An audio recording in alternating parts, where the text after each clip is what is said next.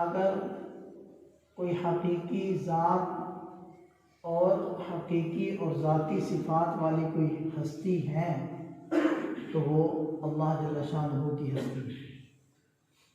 بقیہ سب کچھ بنا ہوا جس کو اس رب نے تخلیق دیا، اس کی صورتیں بنائی ہیں چیزوں کی، لیکن وہ خلاق ہے، وہ رزاق ہے، اور وہ ہر چیز کا نقشہ وجود میں لانے والا ہے۔ تو جب وہی ذات اصل ہے، لہذا اس کا نام، اس کا تذکرہ وہ اصل ہے، بقیہ سب کچھ ختم ہونے والا ہے۔ اس لیے ایک جگہ اللہ کریم نے ارشاد فرمایا وَلَذِكْرُ اللَّهِ أَكْبَرُ، اللہ کا ذکر، اللہ کا نام، اللہ کی یاد، یہ سب سے بڑی چیز ہے، اس سے بڑی چیز کوئی۔ اور جو آیت مبارکہ میں نے تلاوت کی ہے جو الذین آمنوا اذکروا اللہ ذکرا کثیرا، اے ایمان والو اللہ کا خوب ذکر کیا کرو، خوب اللہ کو یاد کیا کرو۔ کتنی بڑی بات ہے کہ دیکھیں ہم جب کسی سے ملتے ہیں اور پھر اس سے جدا ہوتے ہیں تو ہم کہتے ہیں کہ دعاؤں میں یاد رکھیں۔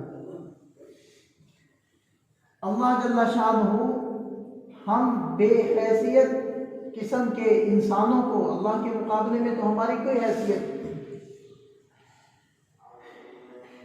ہم بے حیثیت انسانوں کو اللہ جل شانہ ارشاد فرما رہے ہیں اے میرے بندو مجھے یاد کیا کرو، اذکروا اللہ ذکرا کثیرا وسبحوہ بکرۃ واصیلا، اور صبح اور شام اس کی تسبیح بیان کیا کرو، اس کو یاد رکھا کرو۔ اور ایک جگہ تو ارشاد فرمایا فاذکرونی اذکرکم، اگر تم مجھے یاد کرو گے میں تمہیں یاد کروں گا۔ کتنی خوبصورت بات۔ ایک بڑے شیخ گزرے ہیں، بڑے عالم گزرے ہیں، ایک صاحب ان کے پاس گیا، کہنے لگا کہ جی حضرت ذکر کرتا ہوں کیفیت نہیں بنتی، وہ مزہ نہیں آتا، لطف نہیں آتا۔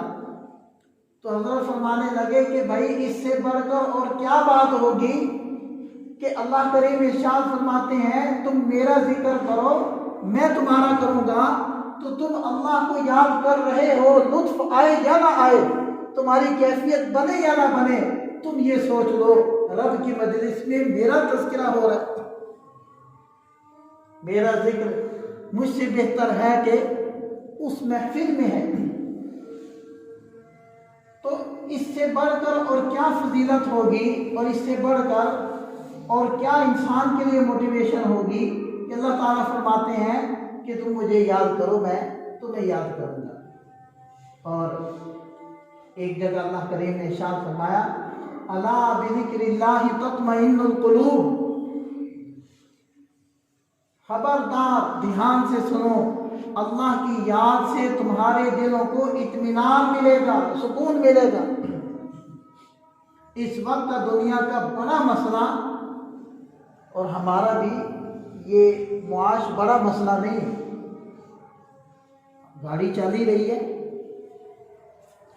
مسئلہ ہمارا ٹینشن ہے، مسئلہ ہمارا پریشانیاں ہیں۔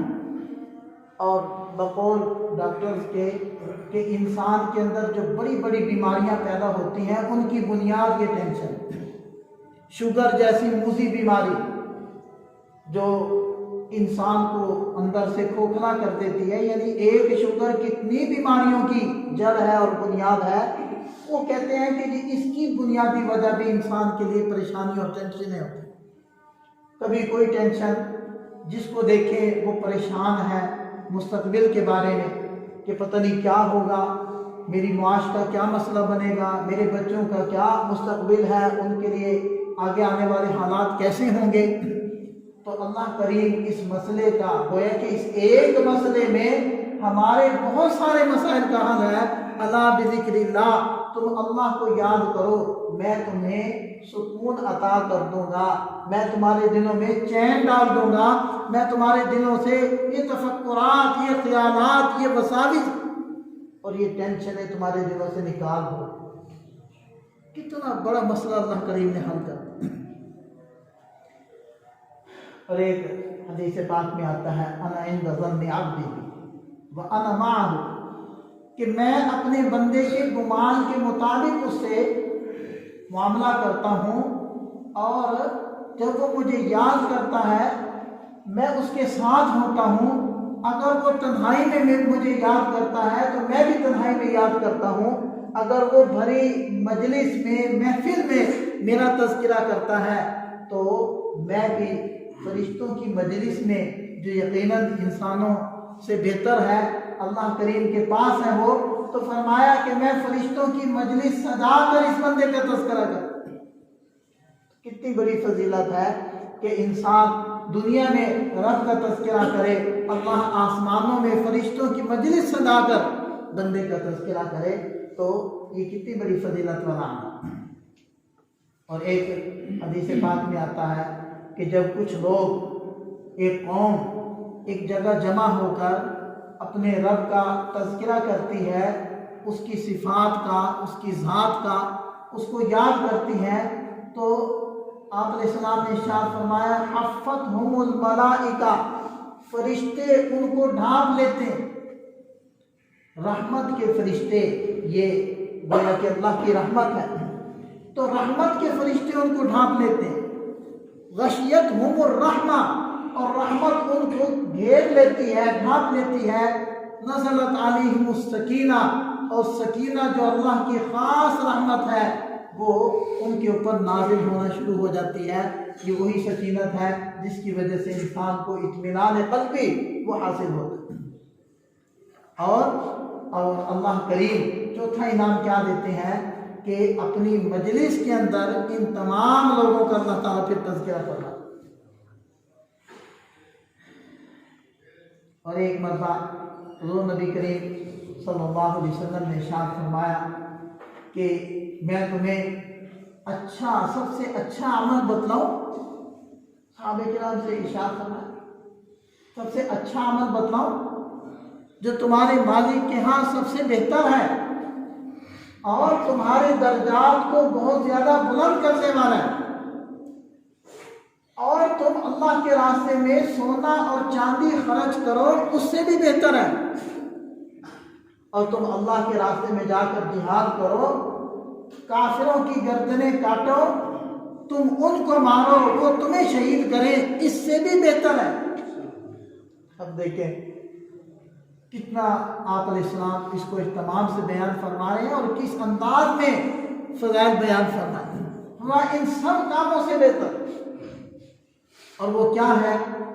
फरमाया कि अल्लाह को याद करना, अल्लाह का जिक्र करना इन तमाम कामों से बेहतर।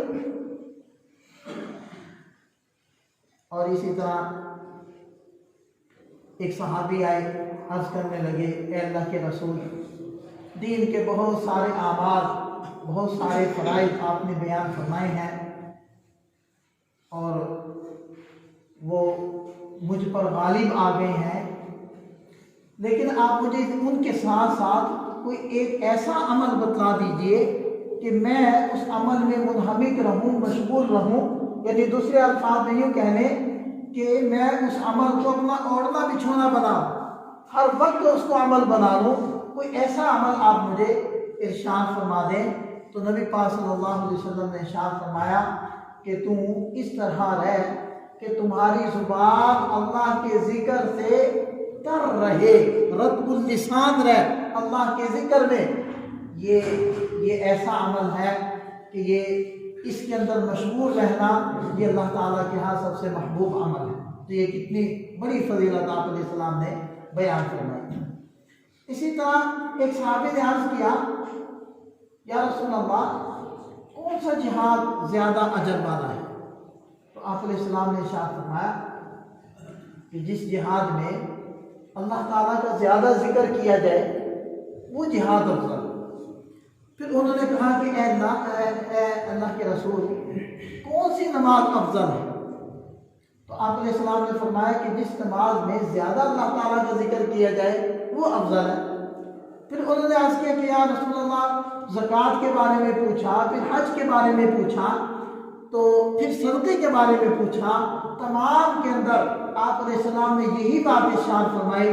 تو اس کے جواب میں وہ کہنے لگے کہ اے اللہ کے رسول، پھر تو ذاکرین سب سے آگے نکل گئے، جو اللہ کو یاد کر رہے ہیں کہ ہر عمل کے اندر آپ افضلیت کی بنیاد اور اس کے خیر ہونے کی بنیاد جس کو بنا رہے ہیں وہ اللہ کا کثرت ذکر ہے۔ تو پھر تو ذاکرین جو اللہ کو کثرت سے یاد کرنے والے ہیں وہ تو درجات نہیں گئے، وہ تو آگے نکل گئے۔ تو آپ نے فرمایا ہاں بالکل، جو ذاکرین ہیں وہ دوسرے لوگوں سے درجات میں آگے نکل